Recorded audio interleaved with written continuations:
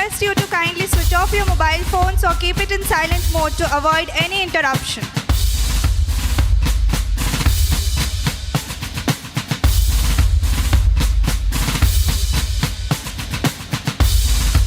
We request the graduating students to kindly clear the pathway as the academic procession will enter the hall shortly.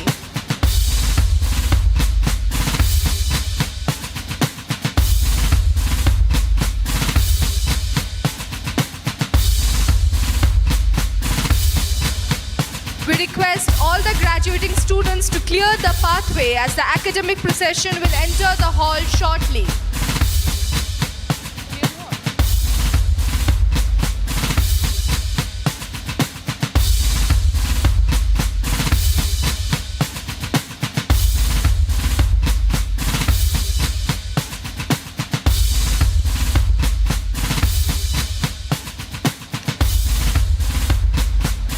We are happy to inform you that a chief guest has arrived at the venue and the convocation academic procession has entered the hall. Please be seated meanwhile.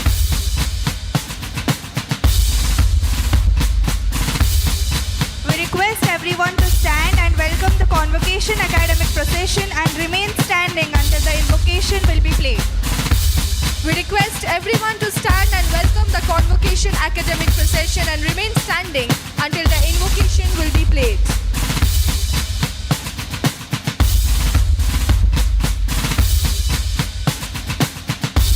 We request everyone to stand and welcome the convocation academic procession and remain standing until the invocation will be played.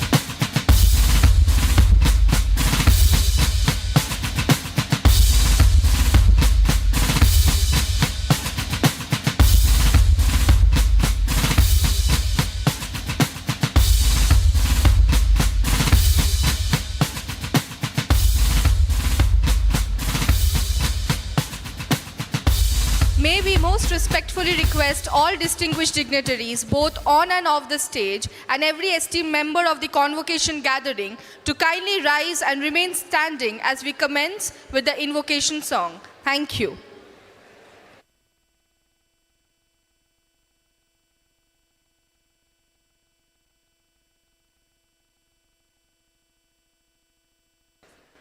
We request all the distinguished dignitaries, both on and off the stage, and every esteemed member of the convocation gathering to kindly rise and remain standing as we commence with the invocation song.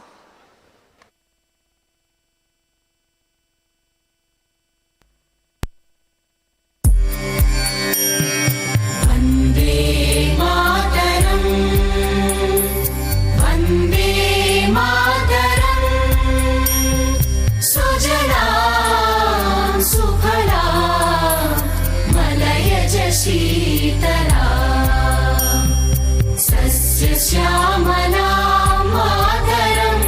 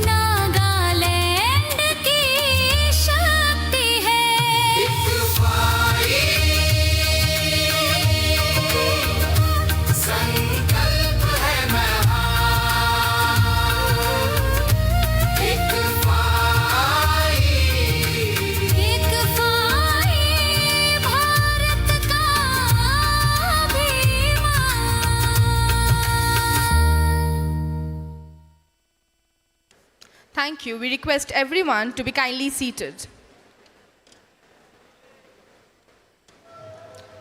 Namaste and good morning, ladies and gentlemen. Please be seated. I, Abhipsha Rajnandini, And I, Koni Nikadeb, we are delighted to be here with all of you this morning and welcome you to the 15th Convocation of ICFAI Foundation for Higher Education and its constituents, ICFAI Business School, ICFAI School of Social Sciences, and Center for Distance and Online Education.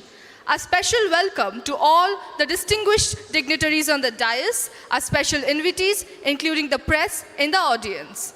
we request our student volunteers to welcome our distinguished chief guest, Mr. Anand Chandramouli, Head of Global Capability Center Solutions at LTI Mindtree. We now request a student volunteer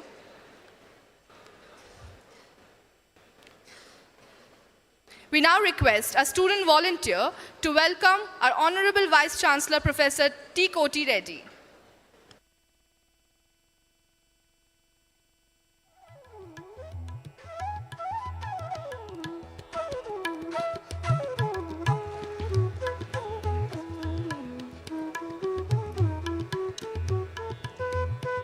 We now request our student volunteer to welcome our Honorable Vice Chancellor, Professor T. Koti Reddy.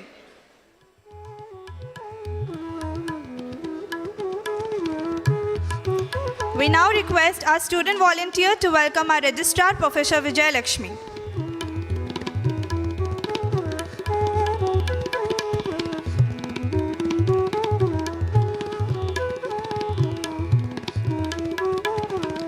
We request our student volunteers to welcome a distinguished chief guest, Mr. Anand Chandramouli, Head of Global Capability Center Solutions at LTI Mindtree.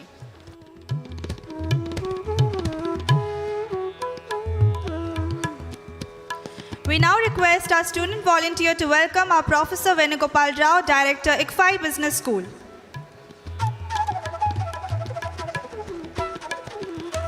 We now request a student volunteer to welcome Professor Shailajan, Director, ICFAI School of Social Sciences.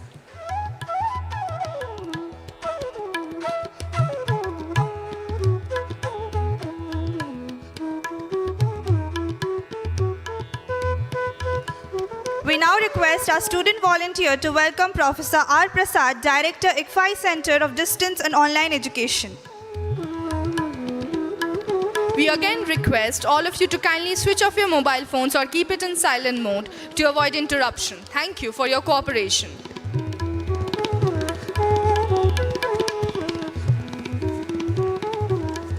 We request our Honorable Vice Chancellor, Professor T. Koti Reddy, to please declare the convocation open.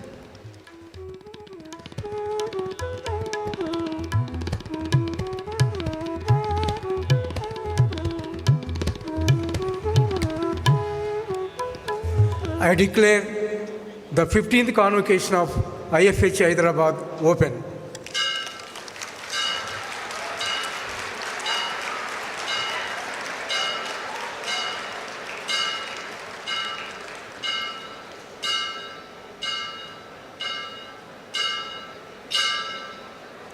We now request our Vice Chancellor, Professor T. Koti Reddy, to present the convocation report.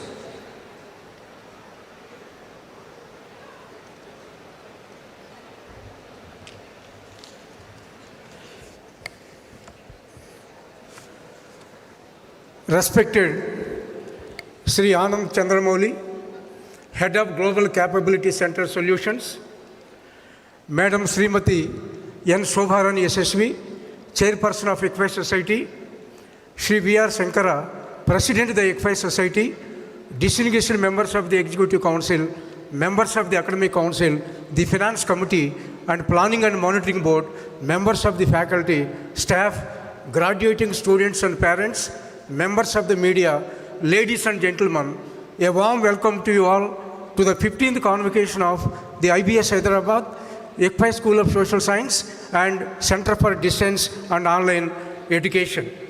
It is a matter of great happiness that Sri Anand Chandramouli is with us today.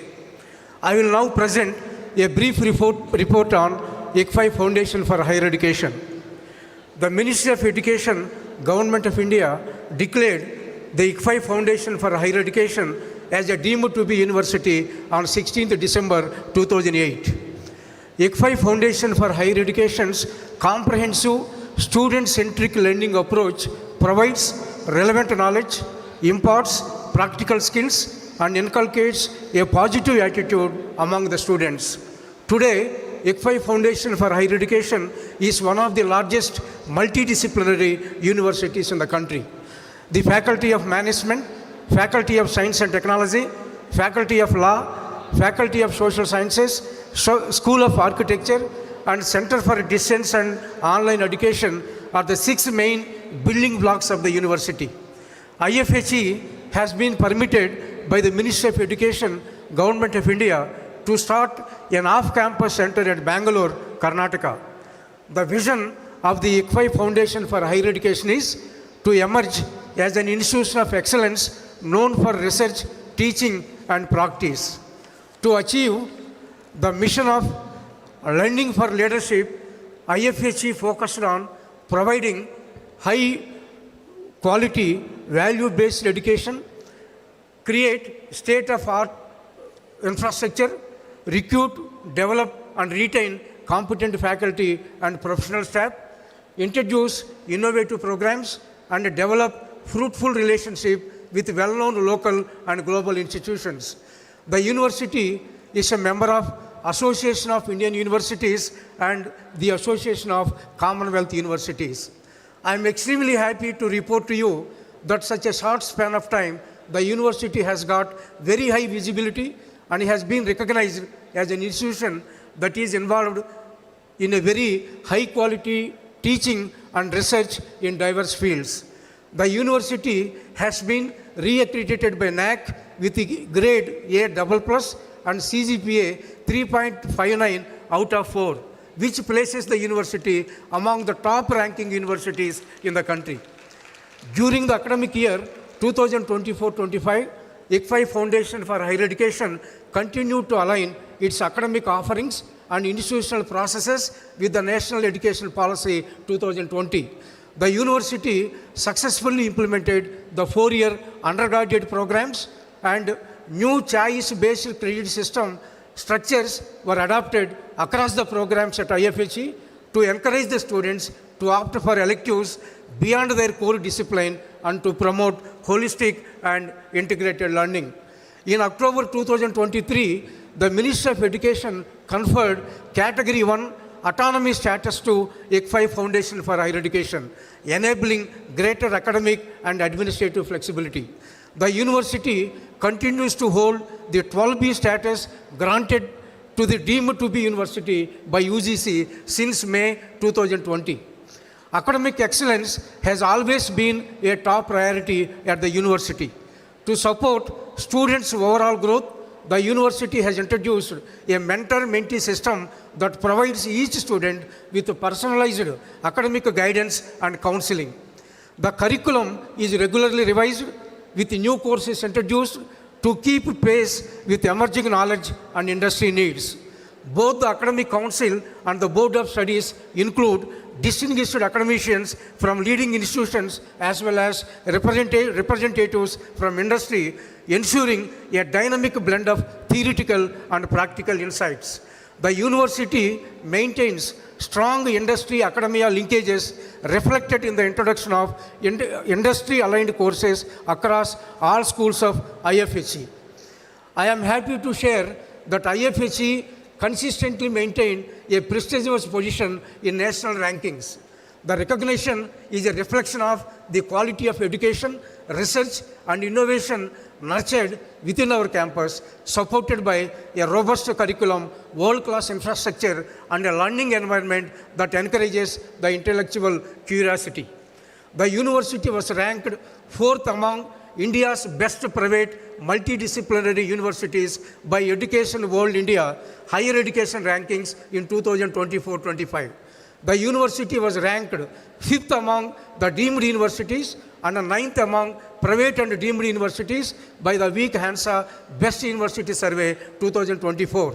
The university was ranked 12th among top private universities in India and stands first in the state of Telangana among top private universities.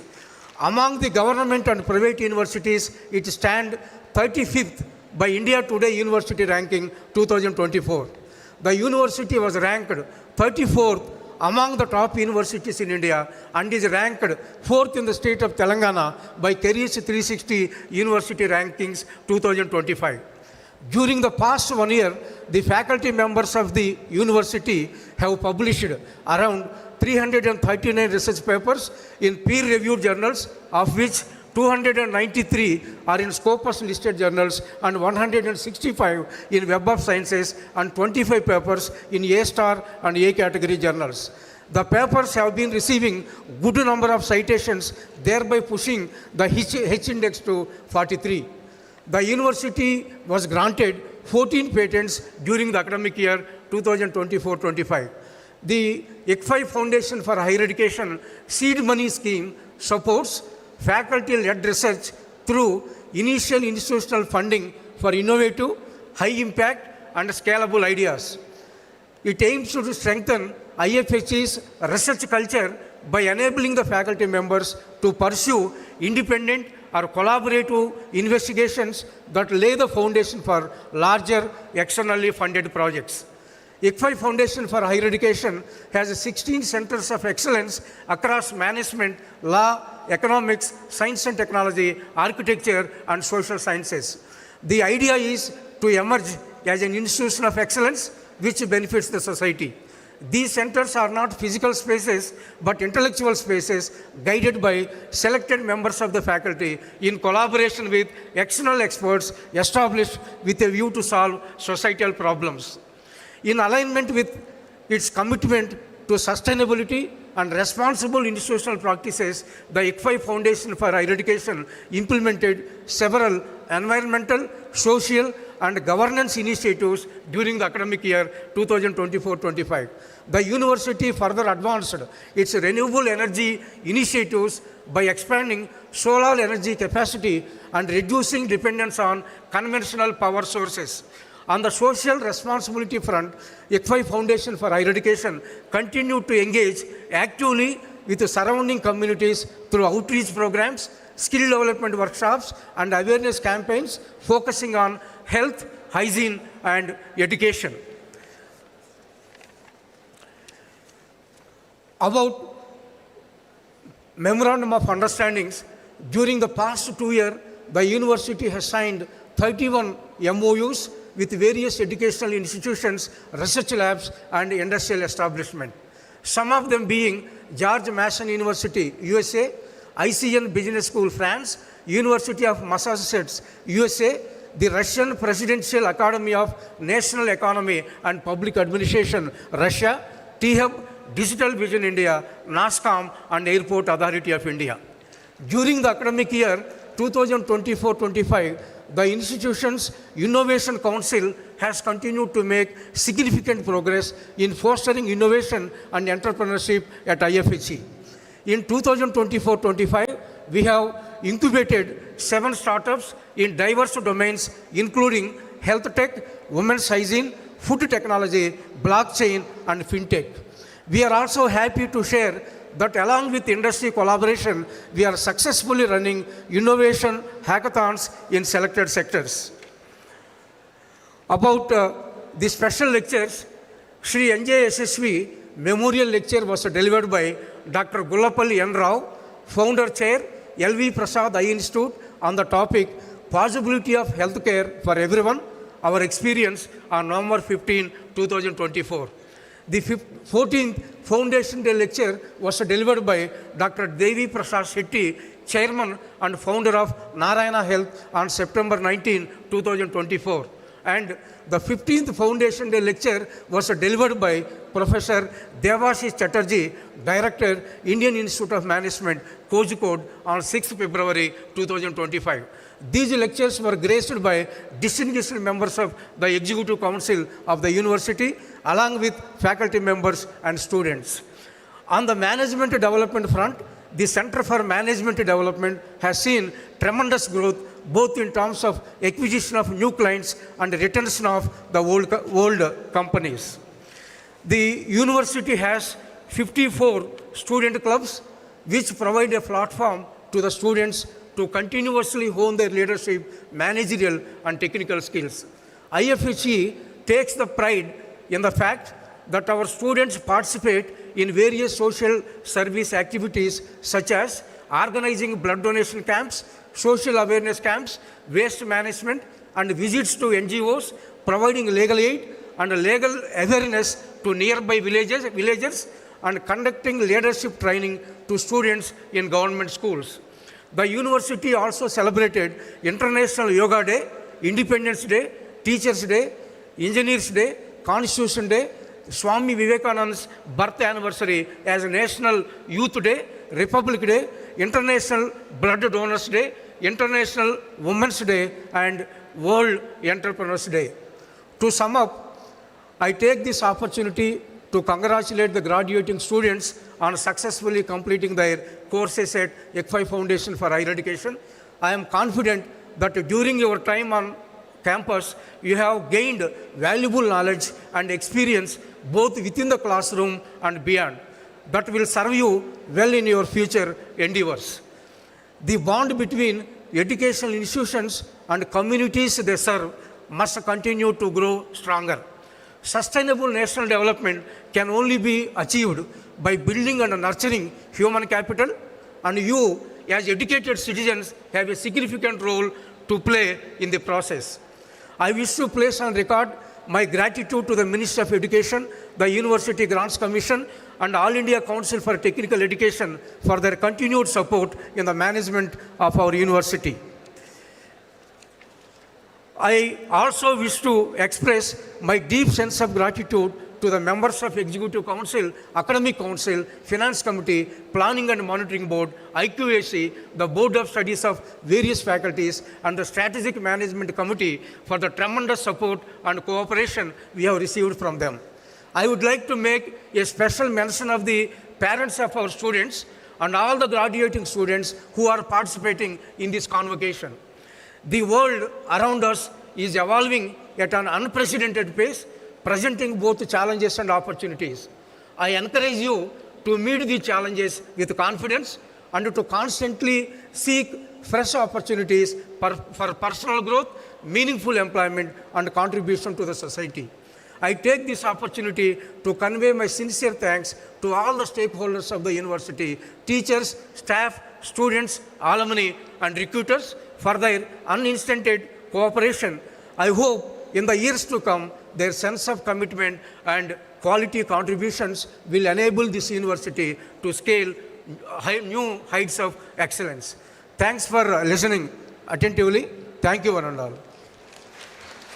Thank you, Vice Chancellor, Professor T. Kotti Reddy. Now, we request Director IBS Hyderabad, Professor K.S. Venugopal Rao, to present the report of ICFAI Business School, ICFAI School of Social Sciences, and Center for Distance and Online Education.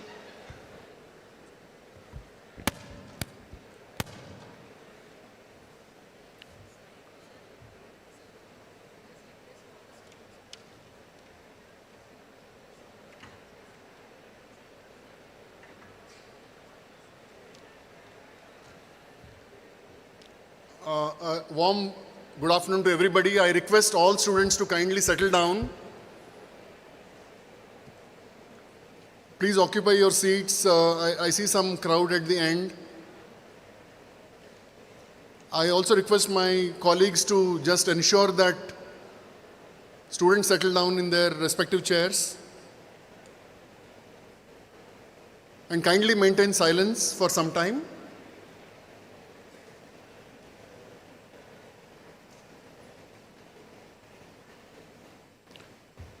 Respected Vice Chancellor, Professor Kotti Reddy Garu, Mr. Anand Chandramouli, the Head of Global Capability Center Solutions at LTI Mindtree, Madam Srimati N. Shobharani Yashasvi, Chairperson of the ICFAI Society, Sri V.R. Shankara, President, Board of Governors, the ICFAI Society, distinguished members of the Executive Council, Registrar, ICFAI Foundation for Higher Education, Professor S. Vijayalakshmi, the Director, ICFAI School of Social Sciences, Professor C.A. Shalijan, the Senior Director, Center for Distance and Online Learning, Dr. R. Prasad, members of the Academic Council, the Finance Committee, deans, associate deans, area heads, activity coordinators, members of the faculty, staff, graduating students and parents, members of the media, ladies and gentlemen, a very warm welcome to you.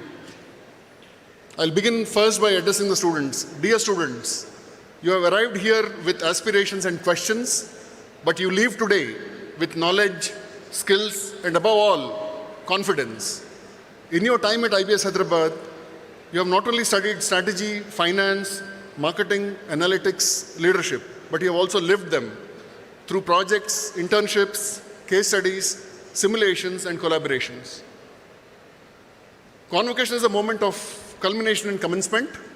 It marks the end of your formal journey at this institution, but more importantly, it signals the beginning of your life as professionals, entrepreneurs, and leaders who will shape the world of business and society. I'll now take you through a brief report of the ICFAI Business School and its activities. First, the BBA program. Since its inception, the BBA program at IBS has been attracting bright students and constantly reinventing itself with innovative curricula, skill-driven learning, and holistic development initiatives. The program, which was first launched in 2010 with a modest student strength, today has close to 3,000 students, and in line with the National Education Policy, the program expanded into a 4-year structure with majors in business and management. A carefully designed blend of value-added courses, ability enhancement courses, and skill enhancement courses ensures that students are equipped with both academic depth and professional readiness. I'm happy to inform the august audience today that a total of 906 students will be receiving their degrees today. A big round of applause to the undergraduate students. Recognizing the demand for technology-driven business expertise, 2 new programs were launched in 2023, the BBA with Artificial Intelligence and Data Science, and the BBA with Cloud Computing and Cybersecurity. About the MBA program, a total of 1,258 students will be graduating from the convocation today. A big round of applause to all the MBA students. I'm very happy to inform that the MBA program is now in its 30th year. We are celebrating the 30th year of IBS. And what started off as an initiative by our founder, Professor N.J. Yashasvi, today is a robust student body. And we are one of the largest campuses in this country, and we should all be proud of this.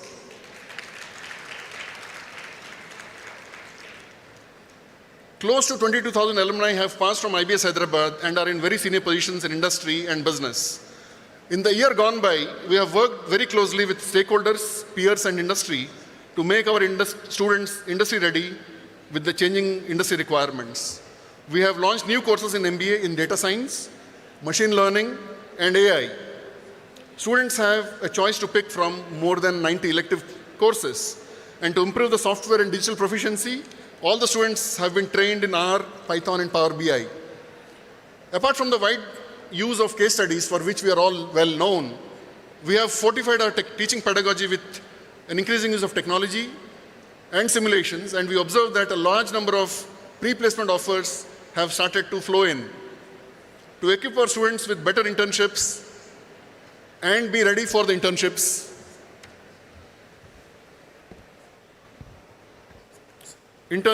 we have now advanced 2 elective courses into semester 2.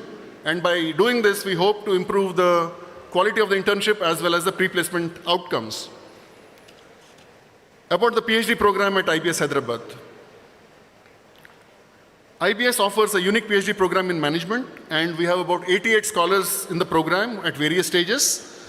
I'm very happy to inform that at the 15th convocation, 11 scholars have received their degrees, and we are very proud to inform this august body that our PhD alumni are now working in reputed institutions and business schools such as IIM Ahmedabad, IIM Calcutta, IIM Kozhikode, IIM Trichy, IIM Ranchi, the Indian Institute of Foreign Trade, the University of Memphis, and the Rennes School of Business, Australia, to name a few.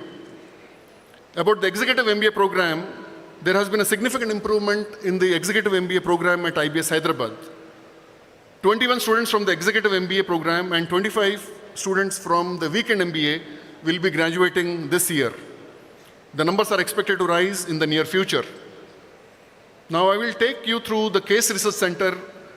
The IBS Hyderabad has a dedicated Case Research Center to produce case studies and supporting material. Till 2025, IBS Case Research Center has developed 7,319 cases. And these cases are used by more than 900 business schools in over 90 countries, and 315 case studies have been published in leading international textbooks. I'm also very happy to inform that the CRC has won 182 national and international awards and prizes. It has 8 of its authors featured in the Case Center UK Top 50 Best-Selling Case Authors list for 23-24, and we are very proud of this. Among the top 10 best-selling authors in the world, 6 are from the IBS CRC. And IBS ranks second in the world, next only to the Harvard Business School, in the Case Center Impact Index, which ranks organizations based on global reach and impact of their case writing. In line with the NEP, which prioritizes development of educational content in regional languages, the CRC is developing case studies in regional Indian languages, which is again a first in this country. And the CRC is also developing cases on the Indian knowledge system. Keeping in mind the impact of AI on student learning experience and delivery of higher education, the CRC has been integrating AI in its case studies. About management development programs, the Honorable Vice Chancellor has covered it, but let me also share that in the year 24-25, we had a real roller coaster ride, and overall, 1,722 participant man days were engaged in the campus, and next year we are projecting this to go to 2,000 man days. Research publications. Faculty at IBS are encouraged to publish in top quality Scopus and Web of Science journals. Faculty have published 444 publications from January 22 till date, apart from books and book chapters. Faculty actively engage in weekly seminars, attend reputed conferences to present their research works, and this year I'm happy to report that 2 patents were awarded to faculty members. About industry collaborations, IBS Hyderabad entered into collaborations with industry.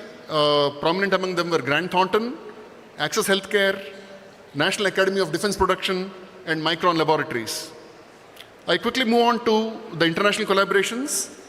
ICFAI Business School proudly achieved the re-accreditation from the Association to Advance Collegiate Schools of Business, the AACSB, USA, in April 2025, and this is for a period of 6 years now. It's a distinction held by only 6% of the business schools in the world, and you all should be proud of this. This recognition reflects our unwavering commitment to higher standards of quality in business education and reaffirms our culture of continuous improvement, innovation, and academic excellence across teaching, research, and student development. We were very fortunate this year in terms of international collaborations. We broadened our global footprint, creating enriching opportunities for students and faculty to engage with leading institutions worldwide. The highlights this year include a semester exchange program at ICN Business School, France, where our students are currently studying at Nancy and Paris campuses, and a 10-day international immersion program on Industry 4.0 at the National University of Singapore for our BBA students. We have also hosted faculty-led sessions and case workshops in collaboration with George Mason, USA. In addition to this, new partnerships are underway, and we are hopeful that these numbers will increase and more students and faculty members will be able to travel abroad to institutions of higher learning. Student clubs. In one of the most vibrant communities, it's a mini India. We call the ICFAI Foundation and IBS in particular a mini India. It has 40 student clubs put together. And just to put some numbers in perspective, These clubs in 24-25 conducted more than 700 plus events and a total of 1,200 student volunteers spent 6,400 hours in activities that involved their overall personality development. And that is the reason why clubs are an integral part of the culture at IBS and ICFAI Foundation. Our students participated in 100 plus outreach activities, taking active part in Government of India initiatives such as the Swachh Bharat Abhiyan, the Vikasit Bharat, the Startup India campaign, Har Ghar Tiranga, the National Sports Day, and plantation drives. They have also extensively participated in awareness programs like Save Energy and water campaigns, No Child Labor, Women Empowerment, and Save the Environment. Coming to Centers of Excellence, the Center of Excellence for Digital Transformation and the Center of Excellence for Banking and Finance at IBS Hyderabad continue to embody the institution's vision of blending academic rigor, industry relevance, and societal engagement. Over the academic year 24-25, they consolidated the position in terms of thought leadership hub by hosting a wide spectrum of colloquiums, symposia, panel discussions, workshops, and field visits. I will now present a brief report on the ICFAI School of Social Sciences. The ICFAI School of Social Sciences is a constituent unit of the ICFAI Foundation for Higher Education. The school offers a 4-year undergraduate program in economics, psychology and commerce, an MSc in economics, and a full-time PhD program in economics. I'm very happy to report that this year, 27 students will be graduating from the ICFAI School of Social Sciences. A round of applause for them. During the year, faculty members and research scholars conducted high-quality research funded by national and international agencies such as the ICSSR and the World Bank. Very glad to inform that the school has started the following new programs: a BSc in Economics and Data Science, a BSc in Psychology, and a PhD program in Development Studies and Public Policy. We are extremely happy to report that Professor S. Mahendra Dev, Distinguished Professor, was appointed as the Chairman of the Prime Minister's Economic Advisory Council. I now move on quickly to the Center for Distance and Online Education. The CDOE was established in 2021 as a constituent of the ICFAI Foundation with a vision to expanding access to quality management education through flexible learning pathways. CDOE offers programs in 2 delivery modes, online and distance learning. And with the current enrollment of nearly 2,500 students across batches, the CDOE has emerged as a hub of academic excellence. Very proud to inform that in this convocation, 644 graduate, comprising of 627 from the online MBA and 17 from the ODL MBA program, marking a significant milestone in its growth. This year, a 3-year online program was successfully launched in July 24, and the work to launch a 4-year online BBA with IT as a minor is already underway. Awards and laurels touched our door at the CDOE last year. In conclusion, I would like to reiterate that as you move ahead, you will encounter both opportunities and challenges. Let every obstacle become a lesson and every success a reminder of your responsibility to contribute meaningfully to the world around you. Carry with you the spirit of curiosity, the courage to take bold decisions, and the compassion to lead with empathy. This convocation marks not an end, but the beginning of a journey where your choices will shape industries, influence societies, and inspire future generations. May you always strive for excellence, stay grounded in your values, and embrace the future with confidence and hope. Congratulations, dear graduates. The world awaits your leadership. Sincere thanks to parents who have assembled here, who have trusted their children and made huge sacrifices and commitments for a bright future. A word of gratitude is due to our wonderful faculty, the academic administration team, our staff, and all my colleagues at ICFAI Foundation for Higher Education who have spared no effort to transform the students, and the result is what we are observing today. I thank you all for a patient hearing. Namaste. Jai Hind. Thank you, Professor K.S. Venugopal Rao. We request everyone to please be seated and kindly maintain the decorum. We now have the privilege to introduce our chief guest, Mr. Anand Chandramouli, Head of Global Capability Center Solution at LTI Mindtree. Mr. Anand Chandramouli, a seasoned leader with 28 years of experience spanning Six Sigma consulting, program management, research, knowledge management, currently serves as Head of Global Capability Center Solutions at LTI Mindtree. In this role, he drives client engagement, strategy execution, and the delivery of value propositions through the GCC as a service, a proprietary model. His role emphasizes cross-functional leadership and infusing agentic AI technology across business value chains to enhance efficiency and impact. Previously, Mr. Chandramouli spent 18 years at Cognizant, where he held multiple senior leadership roles including Chief Knowledge Strategist for BFSI, Practice Leader for the Technology Vertical, and Director of the Cognizant Research Center.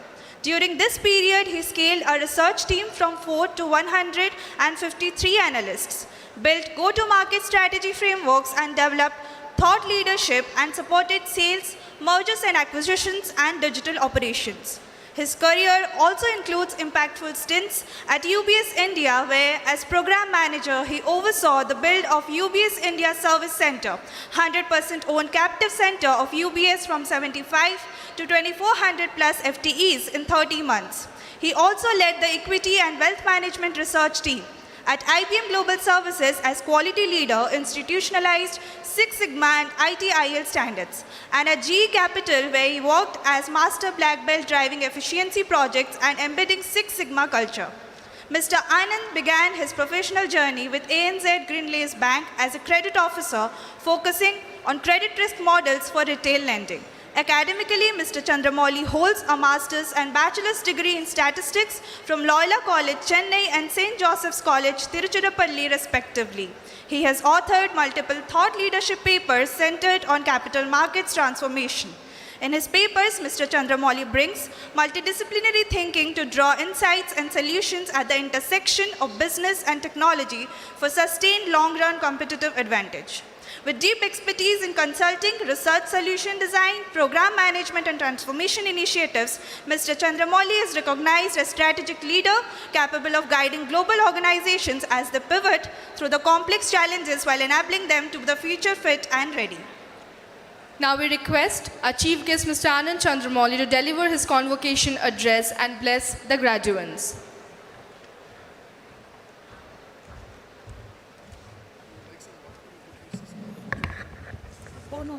I'm good. So,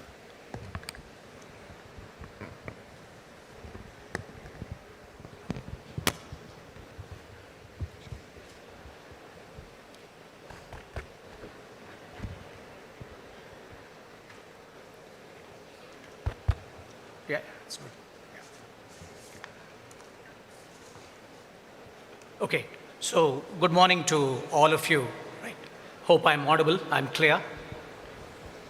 So as I begin my commencement address here, a small prayer to commemorate and give our obeisance and my salutations to the uninterrupted, the tradition of Guru Parampara which characterizes the Bharat civilization. Okay? So this salutation goes as follows, sir.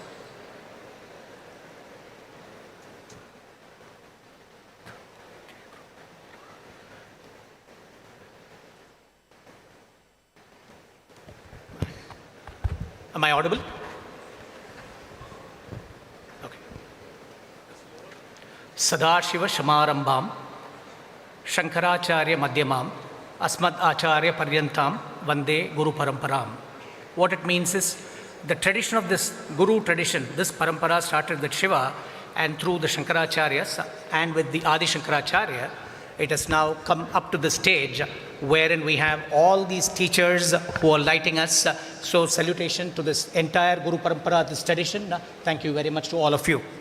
And in this tradition, we always say, Gurur Brahma, Gurur Vishnuhu, Gurur Devo Maheshwaraha, Gurut Sakshat Parabrahma, Tasmai Shri Gurave Namaha. Right? So we hold these gurus at a very, very exalted status and position, and may this tradition continue.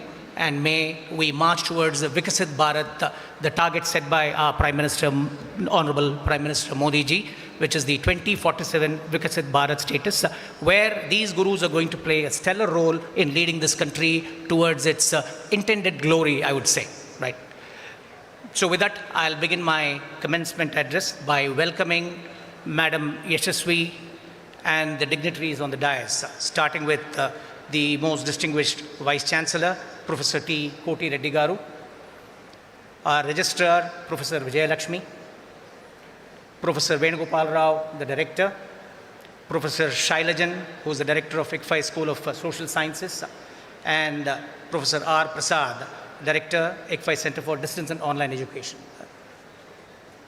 And of course, to all the parents and the students who are seated here, and the faculty members and all the administrative staff of ICFAI Business School, thank you very much. And it's indeed my privilege and it's my honor to be here on this day, and I really feel thrilled about it.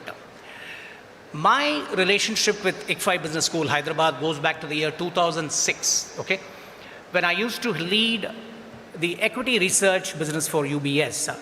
That was the year first time I hired a bunch of fresh MBAs from this campus as part of the equity research analyst team. So in a way, I go back about 19 years in a way with this relationship with this very, very esteemed business school, and I've had many interactions with the school, and I have very close friendship with some of your faculty members here. So it's been a very warm, cherished relationship all these years. So look forward to a continuing partnership with this institute going further for many, many years to come. Right. So the way I'm going to structure my speech is as follows, right? I'm going to directly address my target constituency, which is the students, the graduating students who you are, right? There are two things. I'm normally used to do PowerPoint presentations on a big screen with slides. So bear with me, I'll be flipping through my slides, but you will not be able to see it. So you'll think that I'm very, very smart in coming up with all these lines and other stuff. Rest assured, I've done all my homework. It's there before me as a slide, right? So I'll give you full disclosure, right? You're not seeing it on the slide, but it's all there right before me as a cue card. My entire premise is going to hinge on two fundamental ideas for you. One, how you as the graduating MBA students, as you're going to navigate through this VUCA world, as it's called, right? It's highly volatile, right? It's very filled with uncertainties. How are you going to navigate through this world as you embark on your career journey and make a mark for yourself? The first thing is your ability to think clearly. Right? So that's the first point. The first idea I will dwell on and drill in bit detail, right? The second thing is most important. If I speak to any of the post-millennial generation, right, Gen Z plus, this Gen Z crowd always wants to know only one thing. Tell me how quickly I can get rich and when will I fire myself? When I say fire myself, when will I become financially independent and retire early, right? This is the constant recurring theme, whether I speak to my son or whether I speak to my nephews, my cousins, my children, friends' children. This is the constant refrain, right? Everybody wants to become rich very, very quickly and explore multiple career options. Nothing wrong with it, right?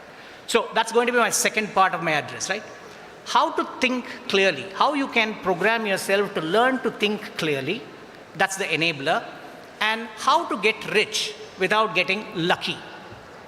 So that's how I'm going to frame this entire discussion, right? 4 points in how to learn, how to think clearly, right? First principle is the principle to invert your thinking. It's a Jacobian principle or a Jacobian ideal. That Jacobi used to be a famous mathematician, German mathematician. His calling card used to be, you give me a problem, I will invert the problem. I will do the opposite of what it is. That's called the principle of inversion.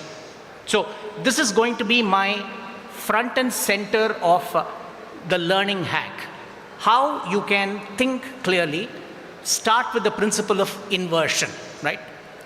The second point for you is, We normally overweight success in our life, right? Success is a highly overvalued trait or an attribute. Whereas if you track the life of the winners, the leaders, the big ones, they always say, more than weighting the success, avoiding failure is very, very important, right? It's very counterintuitive, but hear me. As you embark on your journey, as you build your career, avoiding failures, avoiding pitfalls is very, very, very important. The third point is cultivate the ability to think forward and backward, right? Again, it may look very, very simple and straightforward, but it's not that simple also. That's the third point I will drill on. And the fourth is always consider the opposite. What I mean by this is when you embark on a journey, I'm a statistician by training. We are trained to think based on hypothesis, right? Your hypothesis or your assumption about a particular problem could be, you know what, Anand is a very smart guy. That's your starting position. But when you start gathering your data points, you need to start thinking in the opposite side. Try to gather data which contravenes, which contradicts your main hypothesis, right? This is a very, very cultivated trait. So, how to think clearly? 4 principles. Always invert the problem. Don't overweight success. Try to avoid failures. The third is train your mind to think forward and backward. Very important. And the fourth is always consider the opposite. So, this is the first set of 4 ideas I will talk in detail as to, with some examples to make it very live and real to you. The second part of the discussion is, while I have my thinking clarity and my ability to think very clear, that's only an enabler. And that enabler should reach me to the destination, and that destination is how can I get rich, become financially independent, and pursue multiple careers, including multiple of my passions, so that when I retire, when I look back, I don't have any regrets, right? So, how to get rich without getting lucky? Very, very important, right? The first is you should know the power of compounding, or the rule of 72 as it's called. The second one I would say is, I don't know how many of you read or follow the blogs of Naval Ravikant. He always says, right, you seek wealth, not money or status. Don't play the status games, right? And the third one is, you won't get rich by renting out your time. Very, very important. I will spend a lot of time on this point. And the fourth one is, you should always live below your means to become rich and to get the freedom, right? At the end of the day, you work, you build your wealth for what? To gain what is called the freedom and the individual sovereignty, right? So that's how I'm going to position this entire address to you and talk to you, right? So with that, let me get to you the first element of thinking clearly. This idea to think clear goes back to at least as recent, I would put it, 2,500 years back, where you have these documented evidence of some of the Stoic philosophers, right? I don't know how many of you follow the Stoic philosophers and the philosophy, and it's a fantastic one. Now, thanks to YouTube and the social media, you have a ton of people who put out all this highest quality content pretty much at fingertips, right? There are 3 great Stoic philosophers, Seneca, Marcus Aurelius, and Epictetus, right? So what these philosophers had taught 2,500 years back is, what they used to do is, they used to conduct this exercise called, this is a Greek term, I'm going to read Greek in English, bear with me. It's called premeditatio malorum. Premeditatio malorum. It means premeditation of all evils. Premeditation of all evils. What it means is, what these philosophers shaped that Greco-Roman society is, whenever you embark on anything new, don't look at only the positives or the success side of it. Always think through what are all the downsides to what can go wrong. It's like a council of wise men sitting. When you embark on a new project, automatically our human mind is wired to think on the positives, to look at the upsides. You never take stock of what are all the points of failure which can actually trip you from not reaching your goal. So this is the exercise called the premeditation of evils. So you think ahead. It's not that you want to be a pessimist or to think or envision the negative things. That's not the point at all. The point is, if you want to reach your destination, know what are all the potential points of failure which can trip your journey, so that can set you back, right? So this is the first lesson from the Stoic philosophers, right? The second lesson, always invert a problem, right? What it means is, this is a very conditioned way of thinking. When you think, you consider the opposite of what you want. I want X, but what if I don't get X, but I get X minus Y or X plus Y? Am I mentally ready to process it? Am I mentally ready to accept it, right? So, when I first learned this came a bit of a counterintuitive and also a bit muddied idea, right? Why should I always invert a problem, and what it means by inverting it? Then, this reference of Carl Jacobi, he's a very famous German mathematician, you can look it up. This idea of inversion actually goes back to him. What he says is, whenever a mathematical problem is given to him, he will flip the problem on its head. He will take the opposite of the problem and try to solve it. So that's exactly how he would solve the main problem given to him. It could be a lemma or it could be a theorem for a proof, right? Always invert, always take the opposite of what is presented to you, think through what can go right or wrong, and then prove it. This was his method. Now, what can we do as lesser mortals from the Jacobian ideals? He was a very mathematical par excellence, right? How can we take the principle of inversion in our real daily life? How can I apply it? Take it from me, this inversion is a very, very powerful thinking tool, right? One of the key hacks is, it puts a spotlight. I'm repeating myself for your benefit, right? This idea of inversion puts a spotlight on possible errors and the roadblocks you can encounter. As graduating students, you will have aspirations. I want to join this company, X, Y, Z, at this CTC, this package, all that stuff. I'm sure it's all weighing in your minds, right, as you go through the placement process. As you go through these uncertainties, weigh very, very carefully what are all the points of error, what are all the roadblocks. Doesn't mean I didn't get this company X which I wanted, doesn't mean the end of life or the end of road, right? That's why this thinking is extremely critical for you. As you embark, as you want company X, an opposite can happen. Opposite doesn't mean that the end of the road for you, right? That's my limited point. Now, coming to some of how these greatest thinkers have used this as a principle and shown success to you, right? How many of you know about nirvana? I'm talking about, yes, I can see hands go up there, okay. There's a very young crowd. I'm talking about nirvana, not in the Indian philosophical tradition, but the band Nirvana, right? What this band Nirvana did is, they turned the conventional rock, pop, music culture on its head. Typically, if you see their Nevermind album, how many of you have seen and heard Nevermind album? Once you see it, you know what I'm saying, right? The accepted principle, the mainstream rock and pop music, they turned it completely upside down. What they did is, the hair metal bands, right? Like say Poison or Def Leppard, they're all very, very rich productions. If you see each album, they'll be spending millions of dollars to produce it. Comes in Nirvana, this band, like a whiff of fresh air. What they do is, they completely invert this paradigm. They append the status quo, right?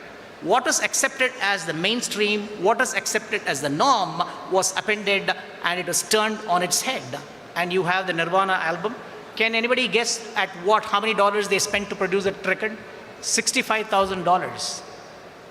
That's one day breakfast cost, if you know the industry which I'm referring to, right? So, that's the power of inversion. You take an idea, there is a mainstream, there is an established consensus, there is accepted or received wisdom as we say, but here comes Nirvana, the band, turns it on its head, and they become the trailblazers or the leaders, right? The third point which I said is, success is highly overvalued, avoiding failure matters most. This is, I'll credit to Charlie Munger, or Charles T. Munger as it's called. He's no more. He's a long-term partner of Warren Buffett of Berkshire Hathaway. Right? He always says this, tell me where I'm going to die so that I won't go there at all. It may sound very, very pessimistic. Think about it deeply. He says, tell me where I'm going to die so I won't go there at all. There is a lot of wisdom there. What he's essentially trying to tell you is, with all your multi-billion-dollar business, with all your great plans laid out, one curveball can come and trip your entire effort. All it needs is one curveball. Life throws enough curveballs at you. You and me, we all live through it, and we're living through it, and we know what it means to get hit by a curveball. It takes one accident to happen. So, avoiding failures is extremely, extremely important, especially for you youngsters. Accidents must embolden you, right? You cannot take one hit and say that's the end of life. No, not at all. As you embark on your career, as you embark on your life, think through clearly. I want this, but what if this doesn't happen? What if something else comes my way? Am I mentally prepared? What all I should do? How should I prepare myself mentally? Most importantly, emotionally, to handle what is quote-unquote seen as setbacks, right? Or even pushes somebody to depression, right? I didn't get this placement. More than me not getting it, my friend got it, right? So that's all the more reason for depression. So think on these lines. Avoid points of failure. Avoid points so that your emotional and mental makeup is very, very clear, right? 2 virtues for the graduating class. Right? You're all very, very young. As you embark on your corporate careers, your business careers, the easiest way in which you can fail in life is 2 things, sloth and become unreliable. Wherever you go, take it from me, the people who are sloth, meaning lazy, people who have the reputation for over-promising and under-delivering, also called being unreliable, take it from me, these are the 2 sure shots for failure. I've seen enough and more characters. These are people, some of them are very, very successful at one point. And somewhere they lose track. Sloth sets in. They typically tend to overcome it and underdeliver. Thereby they become unreliable. So, based on my experience, I can tell you, if you want to embrace failure, have these 2 qualities, right? Shed it if you want to be successful. And most importantly, I'll make this as real as possible for you. How the principles of inversion works in real life. We run multiple projects, right? In a year, I oversee at least, it'll count and say in 3 digits, right? Will each and every project be successful? Obviously not. There will be failures, there'll be rank failures, there'll be middling average, 1 or 2 brilliant, right? Blue will hit the pay dirt. But when we start any project, when we build a business case, saying that, say, millions of dollars needs to go into this initiative, the first thing what we do in the corporate world, especially what I do as a leader, is this principles of inversion, and that is mastered in engineering. People who have an aptitude for statistical quality control, SQC methodologies. There is a principle called failure modes effect analysis, FMEA it's called. What all the variables which can trip that particular project? What are all the various failure modes which can actually harm your project as you embark on it, right? So this is how we use the principles of inversion. While it's fantastic to build your business case with all your variables, look, if X, Y, Z, these are all the variables, if all these assumptions go through, my business case, the project will be success, it will pay itself back in 3 years, 18 to 24% IRR, all that's fantastic on the spreadsheet. But when the rubber hits the road, when you embark on a project, what is most important is have a very clear line of sight to what are all the variables that can actually make your project fail. So that, can you completely avoid failure? No. But at least you know those variables which can potentially trip you. So you're mentally ready, psychologically be prepared, prepare contingency plans. If A fails, what is my backup? If B fails, second order effect, what is backup C? So think on those lines. This is exactly where in the project management, the principle of inversion works beautifully. The second idea is through the decluttering, right? Many of us, I'm sure youngsters are big fans of decluttering, right? I don't know how many of you heard about this author. She's a fantastic author called Marie Kondo. How many of you have heard Marie Kondo or read her book? Okay, I can see one hand. Okay? Okay? There is a blockbuster, she's a bestseller, right? Her book is a must-read for you. The life-changing magic of tidying up. I'm repeating this book. The name of this book, please note it down. The life-changing magic of tidying up. That's the title of the book. The author is Mary Kondo. This is a very famous line in the book, right? I'm just quoting it verbatim. I don't want to miss the essence in my articulation or in my limited ability to paraphrase what she said. I'm just going to quote what she has exactly said.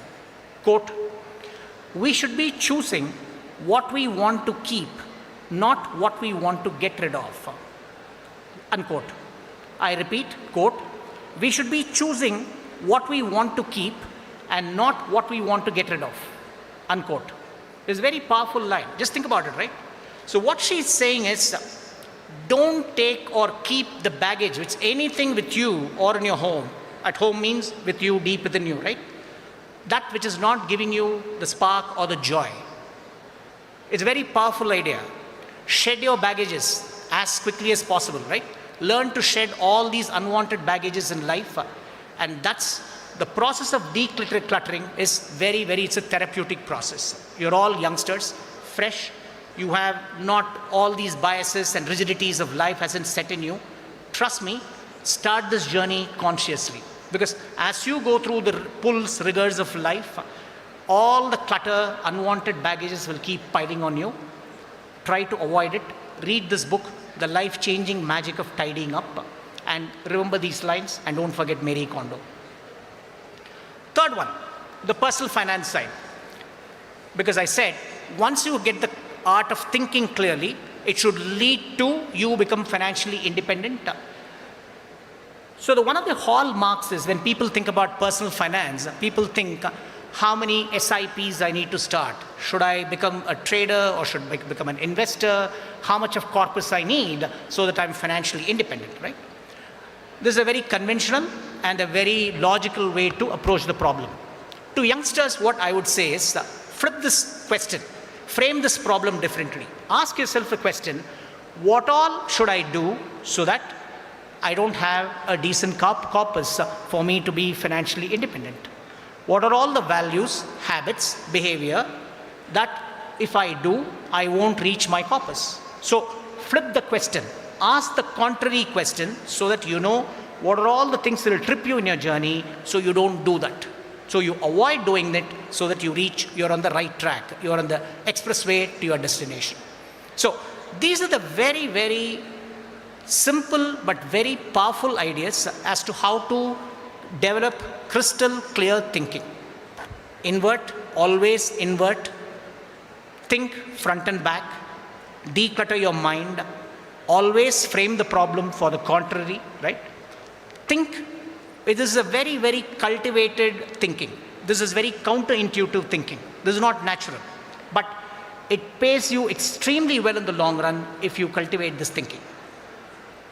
To sum it up, inversion is counterintuitive, but still, inversion has been a proven tool for some of the outstanding thinkers, philosophers, and artists. Inversion is very powerful to challenge your own belief systems. I would call it personal biases, right?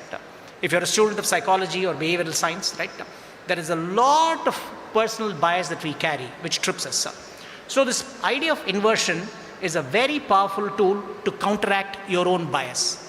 So develop this.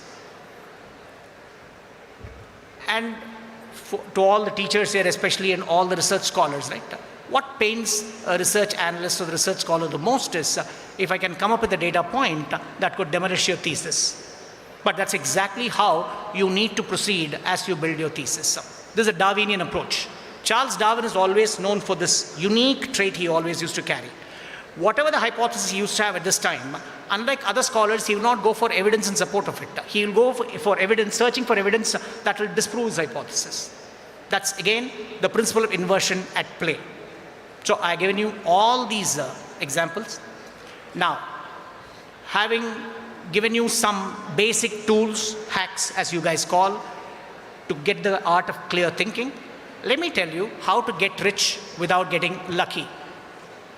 because you need to have a crystal clear thinking so that as you build your career, one of the key things I would tell this group, this graduating class is, first and foremost, one of the key challenges I see with this generation is your lack of high quality, even 5 to 6 hours of uninterrupted sleep. I underscore night sleep. How many of you have 5 to 6 hours of sleep at night? I see very few hands going up, and I'm not surprised at all. This is universal in this age group. Take it from me, one of the critical prerequisites for a good, sound mind which can think crystal clearly is this good night's sleep.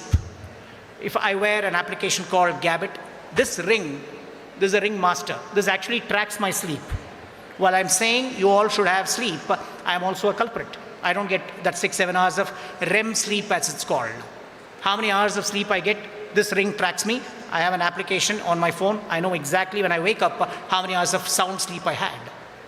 So take it from me, one of the key prerequisites for you to think clearly is to have a good sleep, especially the night sleep, not the day sleep, daytime. So with that, let me come to you. How can you get rich without getting lucky? Life is all about arithmetic, right? We call the humble rules of arithmetic. How many of you understand the power of compounding? The rule of 72? Yeah. Most important rule if you need to get rich, take it from me. What happens in our system is, this is taught in your class 7 or at best class 8. And we grudgingly solve P into 1 plus R over 100 to the power of n, right? That's how we do calculation, that's it. But take it from me, this has to be taught in your class 9, 10, 11, 12, year 1 in college, 2, 3, in your MBA 1, 2. And it should be reinforced every year. You should reinforce yourself. What is this rule of 72 and compounding? Take the number 72. If you get a 12% annual return, divide that 72 by 12. That means your 1 rupee investment will become 2. Your investment will double in 6 years. If you go at a rate of say 15, 16%, your time taken to double your money goes down. Understand? Compounding worked, it works, and it will work. This is arithmetic, simple arithmetic. Know this. Compounding, building wealth, getting rich is a long game. It's a 20, 25, 30-year game wherein you build your company, you build your career, you build your equity. Learn to play this long game so that you can able to realize the power of compounding. Simple example. Warren Buffett today is estimated to be 141 billion US dollars. That's his personal net worth. This after giving away to all charities. For the last 18 years, the man has been distributing all his estate, all the shares, Class A shares of Berkshire Hathaway to charities, right? Bill and Melinda Gates Foundation, and of course, his own family foundations. After distributing all, he's left with this. You know when he started investing? When he made his first stock purchase at the age of 13. And he calls that he started very late. In his view, he started very late, age of 13. And all his wealth, 99% of Warren Buffett's wealth came after the age of 50. Today he is 95. He's still going strong. In his own words, he tap dances to work every day. He's in his office sharp 8 a.m. in the morning. Imagine the power of compounding. Over the last 82 years, the man has built the Berkshire Hathaway and his equity and his riches. He is the power of compounding at work. If you want to know power of compounding in flesh and blood, track Warren Buffett. He has put enough and more literature on that. His own life. He's the walking, talking embodiment of power of compounding. First message to you. Don't play the short game, because I know a lot of you youngsters, there is a recent SEBI report which I read, right? It came about 6 months back. A lot of you get influenced by the finfluencers, and many of you are into big time into trading, right? Just read that SEBI report. 94% of people who trade in Indian markets, be it option trading or FNO trading, they end up losing money. The kind of money lost in trading is of the order of 1 lakh or 2 lakh crores every year. These are all SEBI study. This research report is available in public domain. So use the markets wisely. play in the long game. The power of compounding will automatically accrue to you. Take it from me. The second one is seek wealth and not money or status. There's a very powerful idea from Naval Ravikant.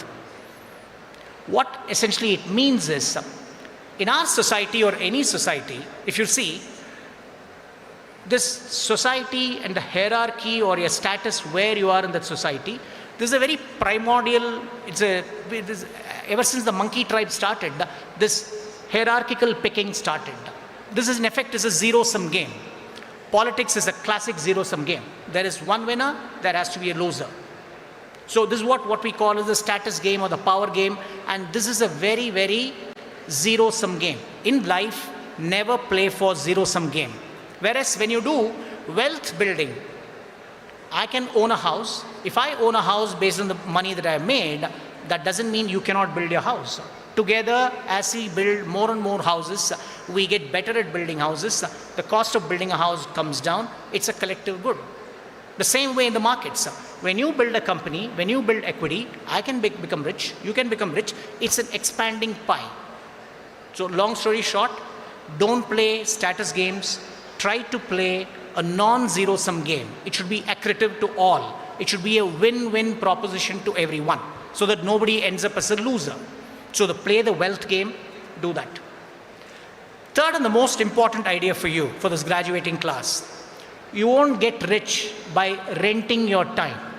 I'm repeating, you will not get rich by renting your time. What do I mean by this? In life, wherever you get stuck up in an arrangement where there is a linear payoff, I'm underlining the word linear payoff. That's a very loaded proposition, loaded against you who has signed up for the deal. Let me explain to you.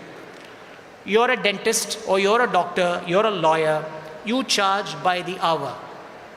I say I charge 1,000 rupees per hour for my consultation. You're a doctor. You can do how many patients in a day? 10, 15, 20, 25. So your payoff is directly proportional to the number of hours you put in.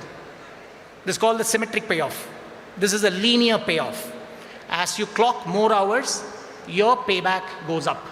But whereas rich or the wealth is not built by linear payoffs. That's where the element of non-linearity comes in. Riches are built when the payoffs is asymmetric and non-linear. What do I mean by that? Anand is standing here. I'm not working. I don't get paid for this. But if I own a piece of business, if I hold equity in a business, whether I'm working or whether I'm partying or I'm sleeping or I'm on a vacation or holiday, my business continues to work 24/7. Whether Anand works or not, business and my equity stake continues to work. It continues to add wealth to me. That's how asymmetric payoffs, non-linear payoffs work for you. So bottom line is, you won't get rich by renting your time.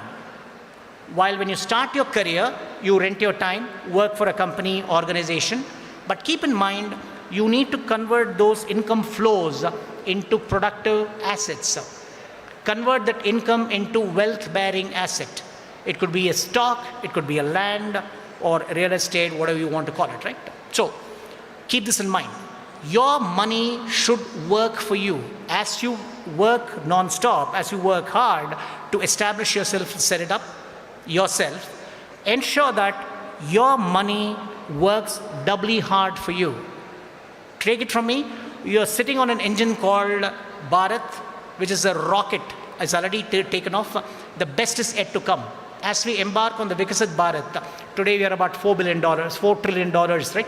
Or at an aggregate GDP level.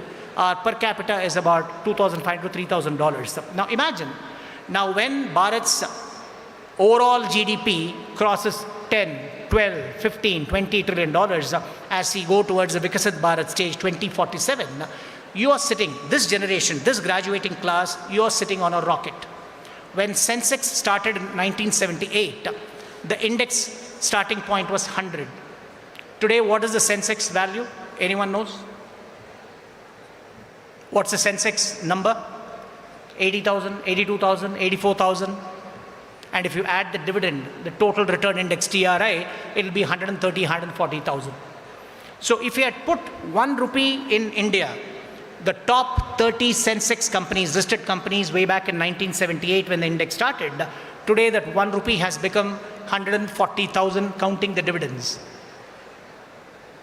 So that is the rocket India is or the Bharat is. Now trust me, now from here, 2025 to 2047, if you're long on India, if you believe India will reach $10 trillion, $15 trillion, $20 trillion GDP, what is going to be your take in that? Unless you own some of the brightest businesses that India has to offer, unless you build your equity stake from today down the next 20, 25, 30, 40, 50 years, how are you going to participate in this wealth creation journey of India? Take it from me. Own a piece of business. Start investing. Start investing for the long term over the next 25, 30, 40 years. Take it from me. You will thank me for this. So, that's my final point to you. The last behavioral point let me make, and then I'll close this address. Learn to live within your means. Because what I'm seeing around, again, by the RBI data, I just went through the report. Last week we were in fact discussing with some of my colleagues. There's a very disconcerting numbers that are coming, right? Post-COVID, if you take the household savings rate in India, it's at an all-time low. Can you believe it?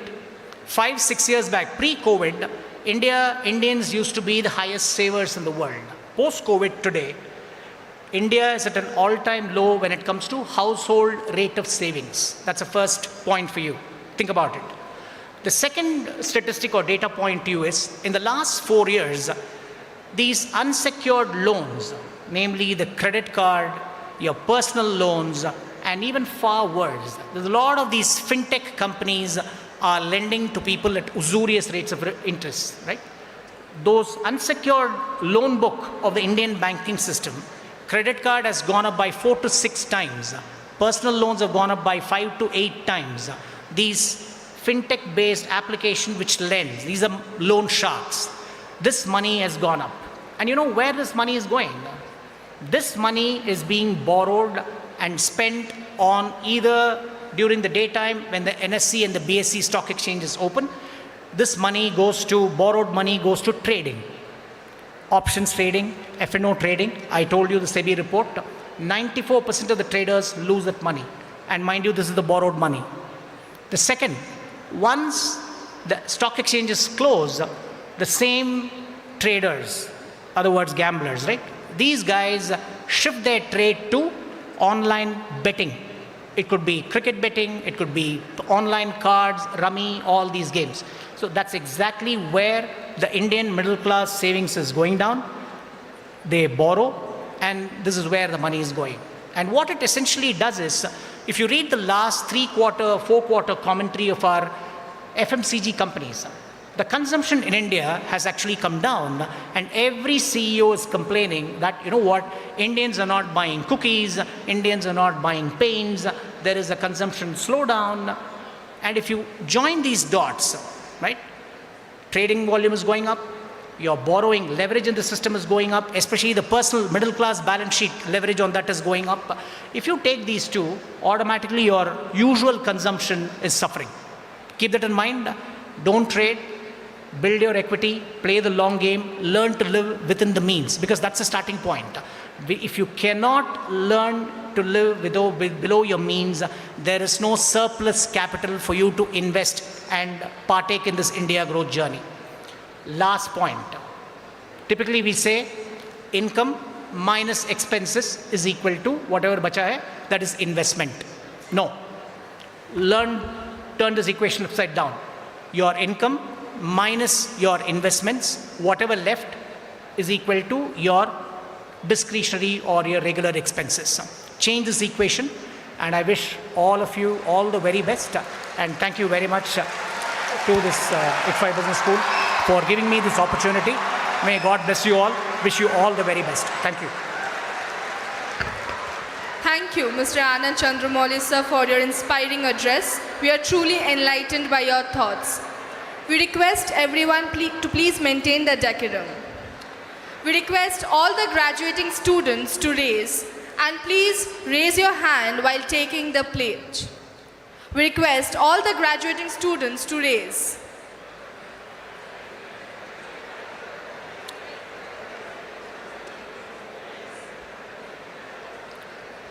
We request Vice Chancellor Professor T.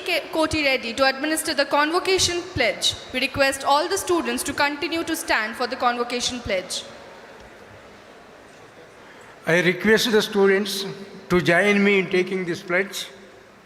We, the graduates of IFHE Hyderabad, solemnly declare and promise that having been admitted to the degree for which we have been duly recommended, we will in our daily lives and conversations and in thoughts, words and deeds conduct ourselves in an exemplary manner as would befit a member of the IFHE Hyderabad, and that we will support the causes of sound learning, humanity, morality, and sustainability, and that we shall uphold and advance the social and all-round welfare of fellow citizens of our great nation. Okay, thank you all. We request all the graduated students to bow and then take seats.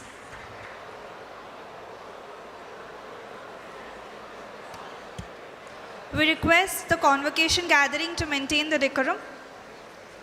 We request our chairperson ICFAI group, Madam Srimati N. Sobharani SSV, to present a token of our appreciation to the chief guest, Mr. Anand Chandramouli.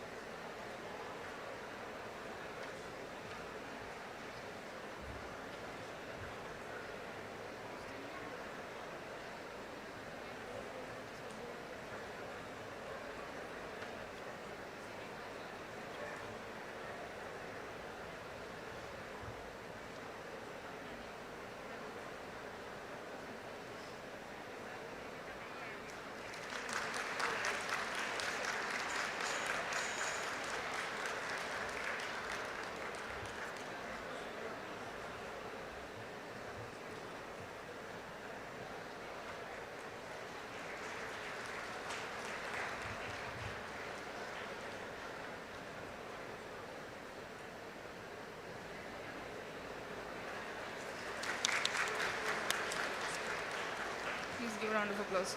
Please give a big round of applause.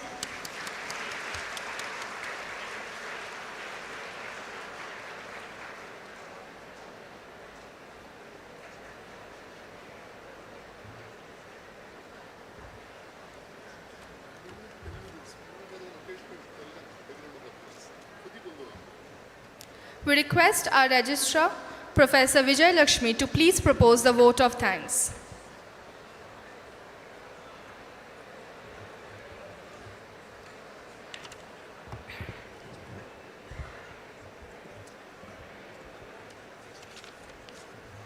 Good afternoon, everybody, both on the dais and off the dais. It is with immense joy and profound gratitude that I stand before you to offer vote of thanks on this momentous day. On behalf of the entire IFHE family, I, Dr. S. Vijayalakshmi, Registrar of the University, want to express our deepest appreciation to everyone who made this convocation a truly memorable occasion. First and foremost, a heartfelt congratulations to our graduating students. Big round of applause to all the students. Sound is very less.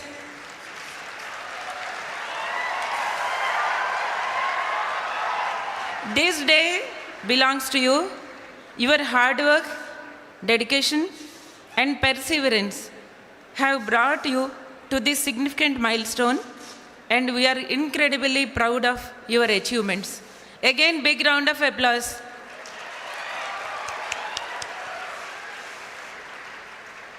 Our sincere thanks to our Honorable Chancellor, Dr. C. Rangarajan, for his continuous support. Thank you, sir. Another round of applause. We'll promise good lunch to all of you, so please do clapping whenever I say. We are deeply honored by the gracious presence. We are deeply honored by the gracious presence of our Vice Chancellor, Dr. T. Kotireddy Garu, for his valuable guidance and unwavering support. Thank you, sir. A special word of gratitude to today's chief guest, Sri Anand Chandramouli, Head of Global Capacity Center Solutions at LTIM IND3. Thank you so much, sir, for your insightful thoughts and delivering conversation addressed to our young minds. Your 4 principles, principle of inversion, avoiding failures, ability to think, contradiction of hypothesis, made everybody's life think twice, not only to all the students, that applies to all the teachers and to all the human beings. Thank you so much, sir. Sound is less. Avoiding laziness and avoiding over-promising is very, very important, not only for the budding graduates and also those who are joining in the corporate lives. Don't promise too much. Perform, then take the appreciations. That is a great lesson we are taking from you, sir. We extend our sincere thanks to Srimati N. Shobharani Yashashvi, Chairperson ICFAI Society, for your gracious presence. Big round of applause. Sound is less. We want to express our heartfelt thanks to Sri V.R. Shankara Garu, President ICFAI Society, for his unwavering support and leadership. He is truly the backbone of the entire IFHE group. Big round of applause.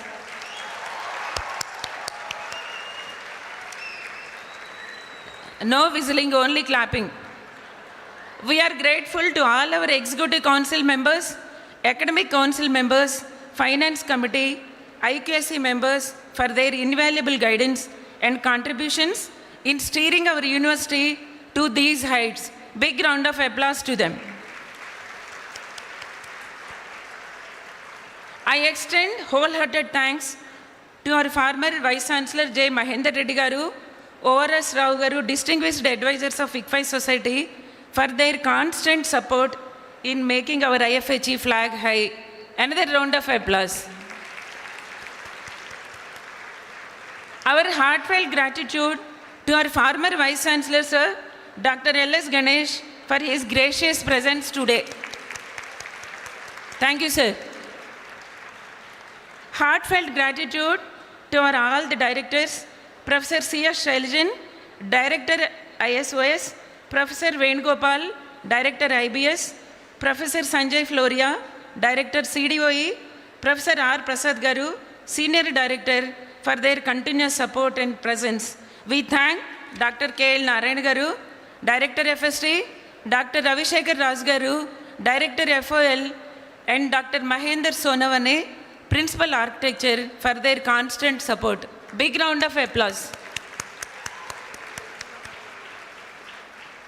To our dedicated faculty members, heads of departments, associate deans, deans, area chairs, coordinators of IBS, ISOS, CDOE, you are the pillars of our university. Your commitment to academic excellence shapes our students' futures, and we thank you for your tireless efforts. Big round of applause.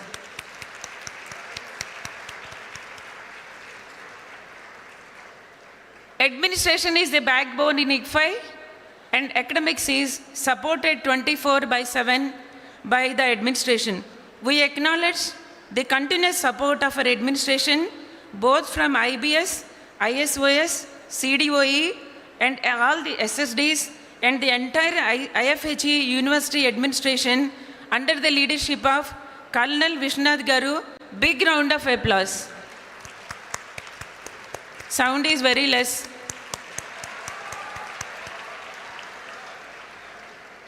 To our proud parents and family members, thank you so much for your unwavering support and for entrusting us, your children, in terms of imparting education. Your presence makes this celebration complete.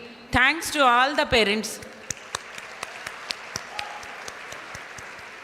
Finally, a big round of applause to all our alumni, which is the backbone of our university, for their constant support in the placements, internships, and mentoring. We extend our gratitude to the print and electronic media, as well as our branding team. Big round of applause to Sri Sudhakar Rao Garu and his entire team. Sound is less.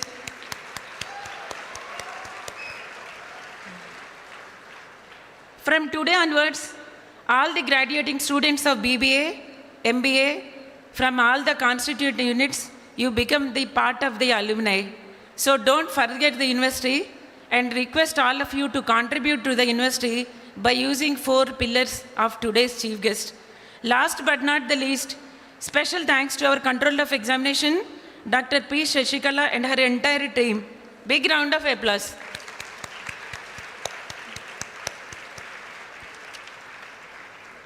Last but not the least, again, our special thanks and appreciations to the architect of the entire convocation, Joint Registrar SSD, Mr. Madhusudan Rao. Big round of applause. He is the architect behind all the convocations so that everybody is enjoying today. And our special gratitude to Indranil Garu, Srimati Lakshmi Prasanna from headquarters for their unconditional effort for this conference. Again, big round of applause to Madam G. Madhavi for their constant support for making this success a grand. Sound is very again less, please.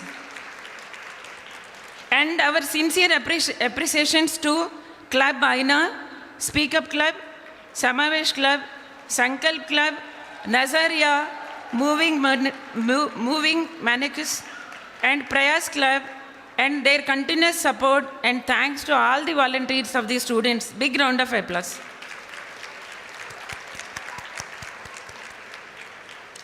Thank you once again for being a part of this special day. My blessings to the children, my respects to the elders. My message as a teacher and administrator is, I wish everybody to be the employers and not be the employers. Think with peaceful mind, start contributing to the Viksit Bharat. Thank you. Jai Hind. Thank you so much. Thank you, Madam. We request our Vice Chancellor, Professor T. Kotti Reddy, to please declare the convocation closed.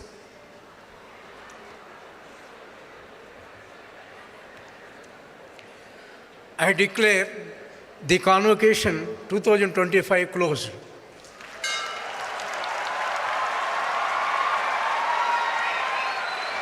Ladies and gentlemen, please maintain the decorum and please rise for our national anthem.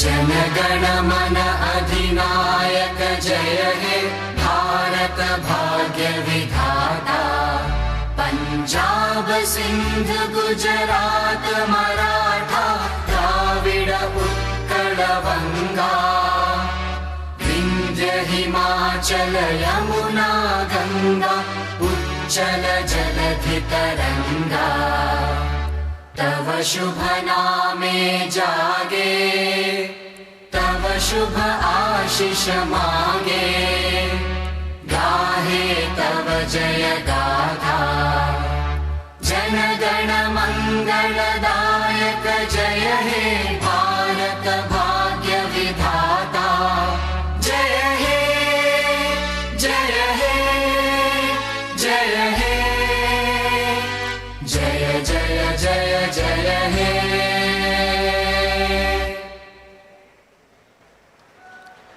Congratulations to all the graduated students class of 2025.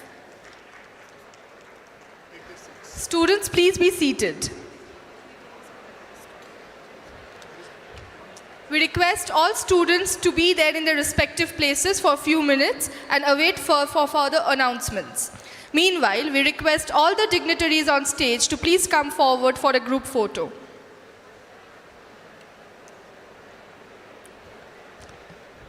Students, please be in their respective places for a few minutes and await further announcements. We request all the dignitaries on stage to please come forward for a group photo.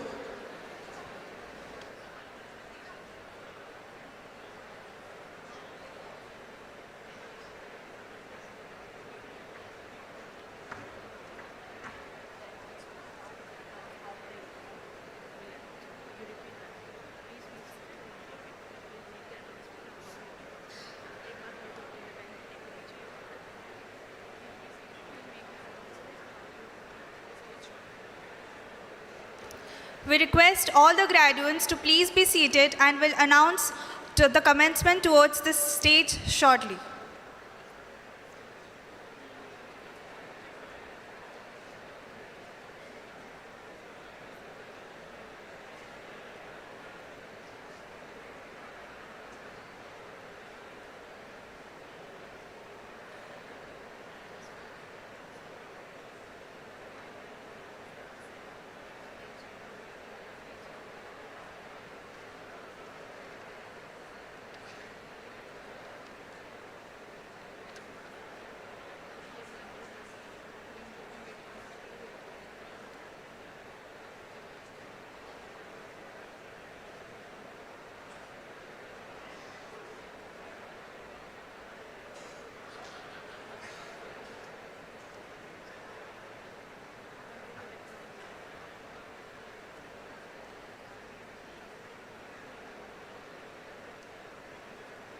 We request all the graduating students to please maintain the decorum.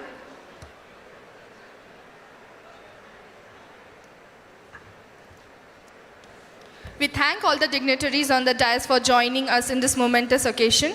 We also request you to stay on the dais to welcome the students.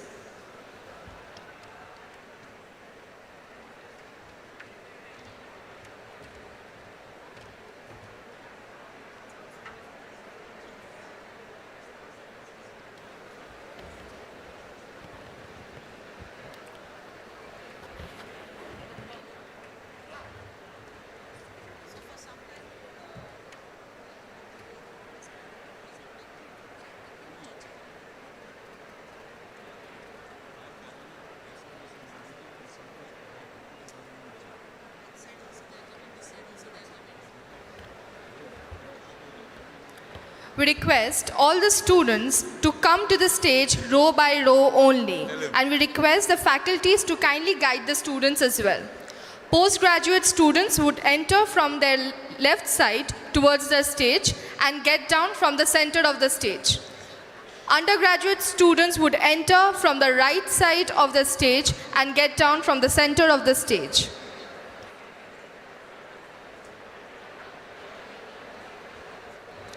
We request all the students to come row by row only, and we request the faculties to kindly guide the students as well. Postgraduate students would enter from their left side towards the stage and get down from the center of the stage. Undergraduate students would enter from their right side of the stage and get down from the center of the stage.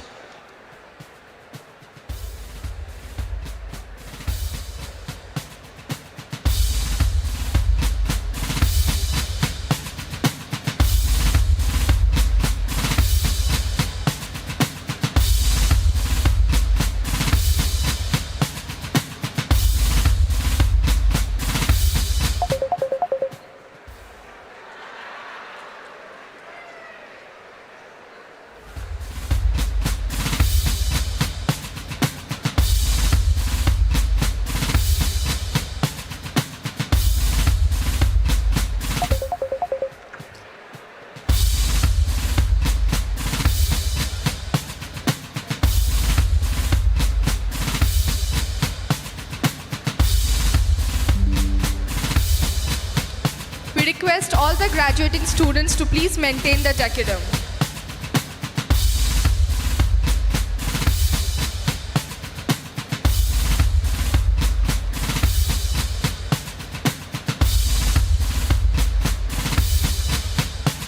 We request all the graduating students to come row-wise only, guided by the faculties.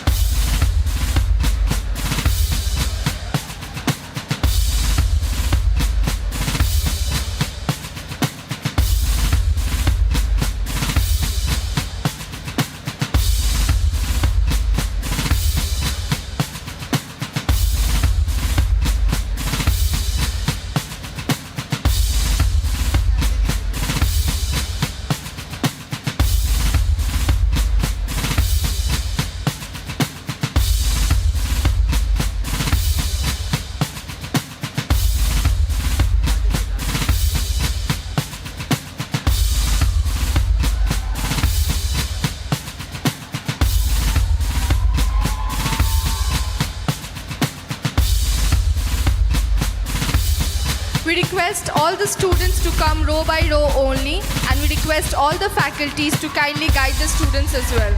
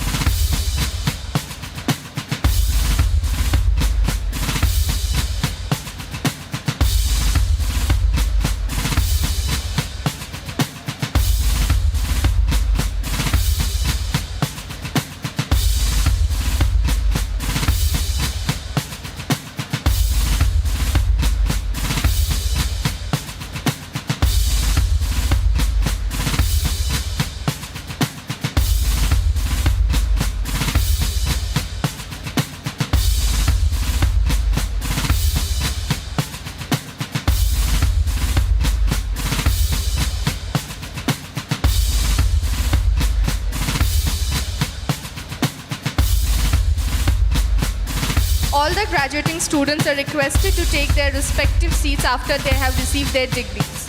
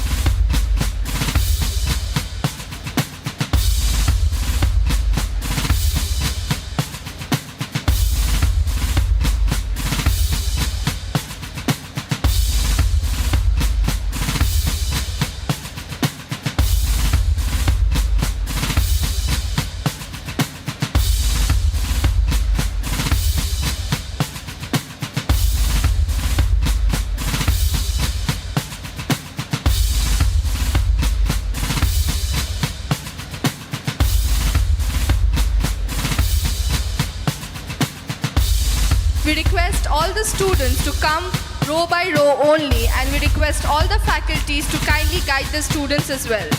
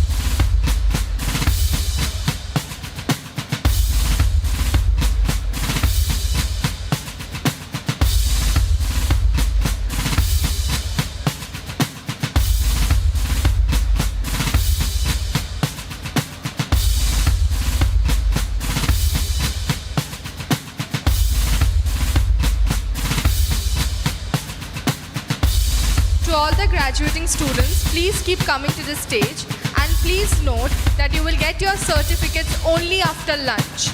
Graduating students, please note that you will get your certificates only after lunch.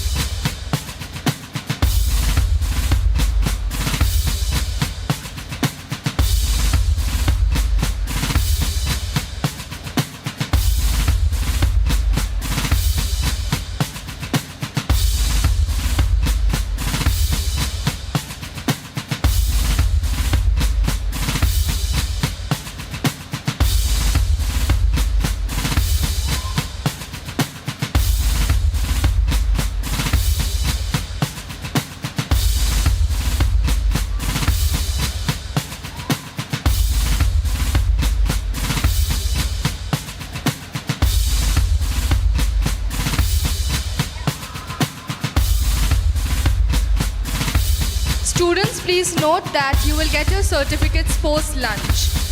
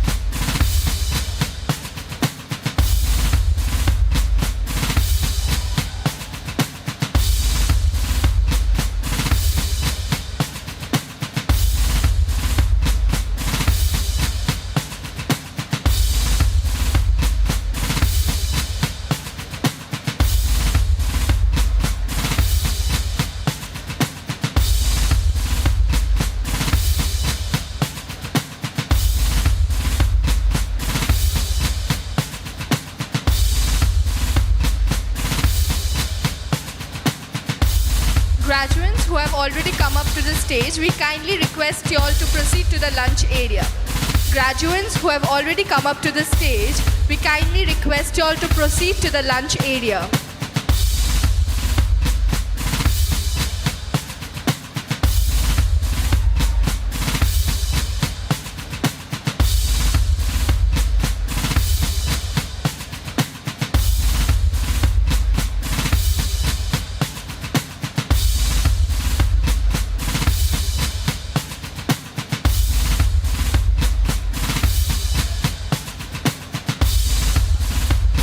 Please enter from the left side entrance for lunch.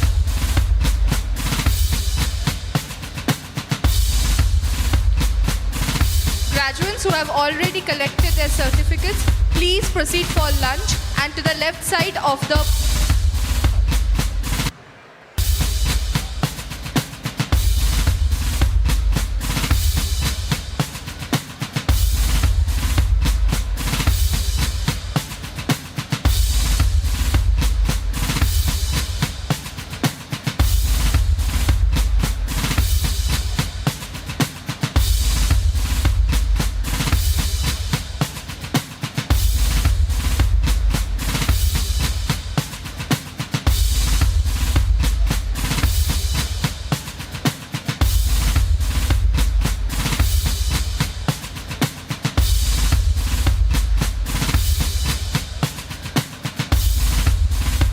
Please proceed for the lunch to the right side of the hall.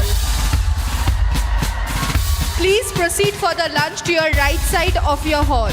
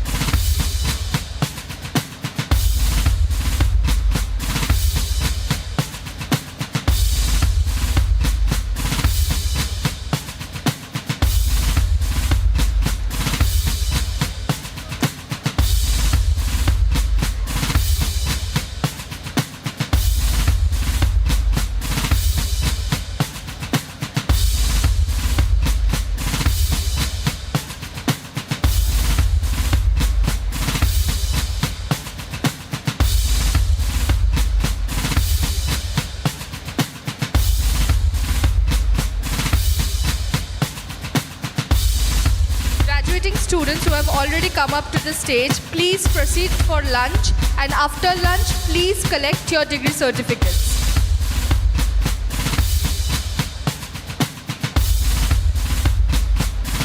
I repeat, only after lunch you will receive your degree certificates.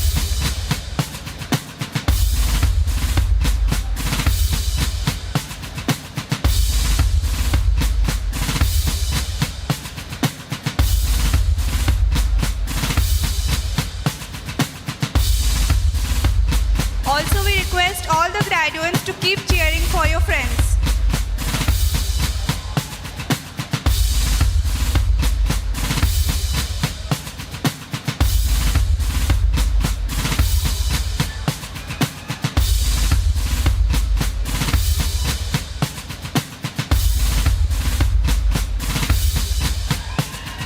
Please keep cheering for your friends as they receive their degrees.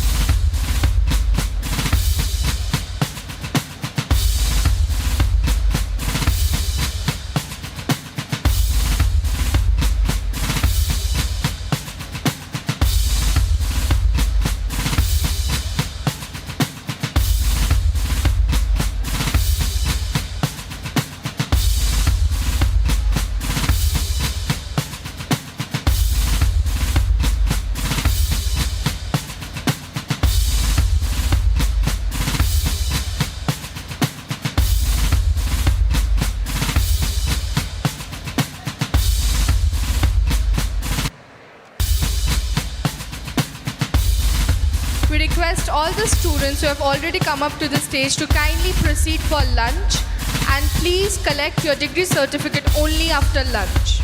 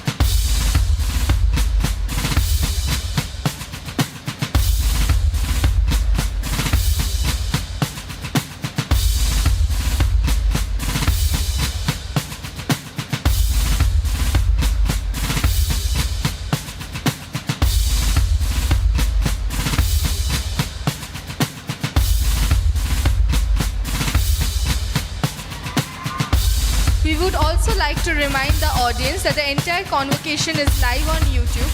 Please make sure to collect the clip from there.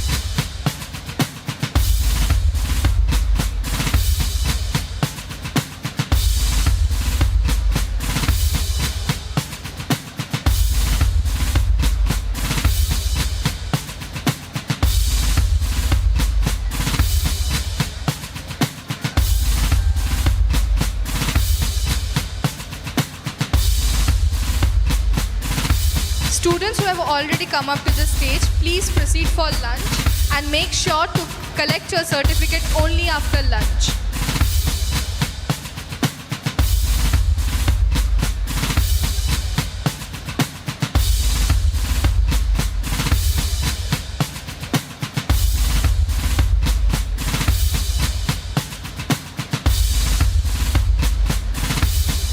We would like to remind that the entire convocation is live on YouTube and you can collect the clip from there.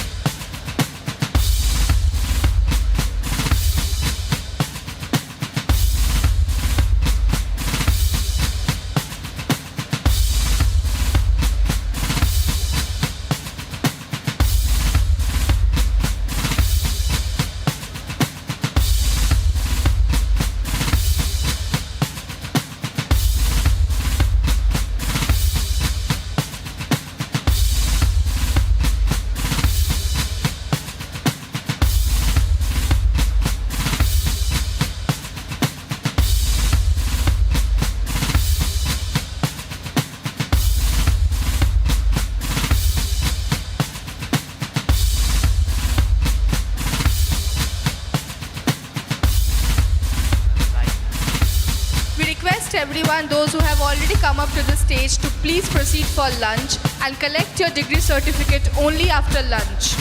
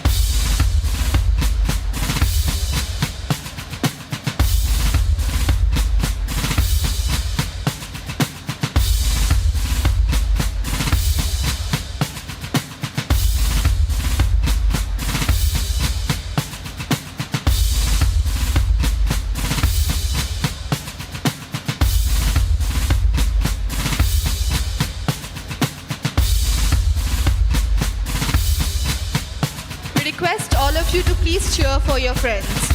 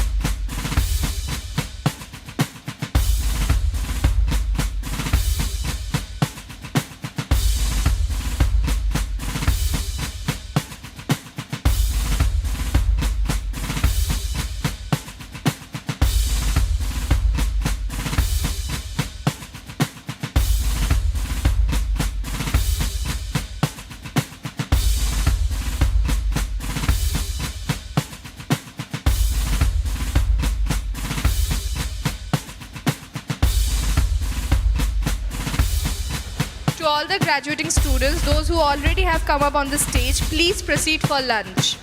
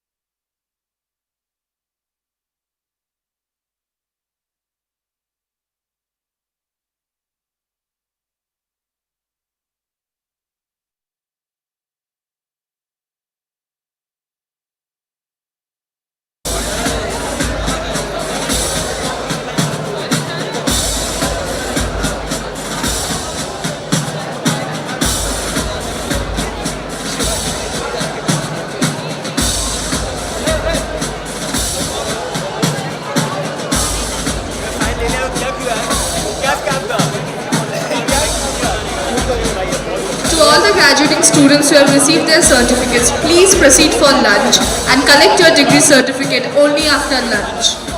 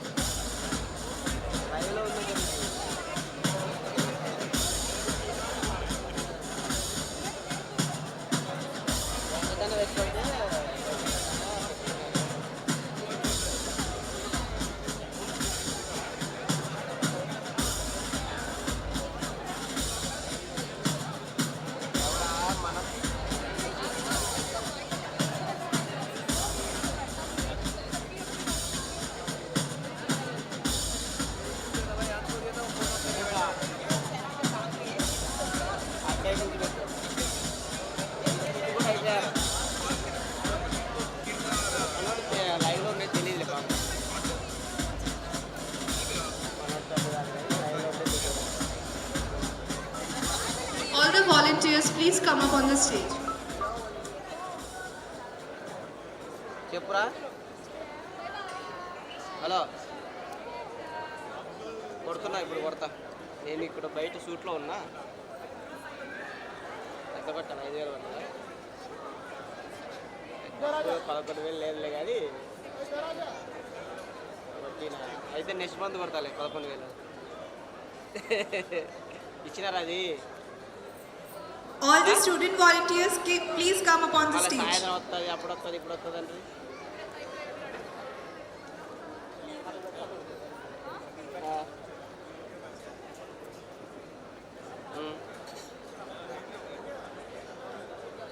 మీరే పోయారా డ్యూటీకి?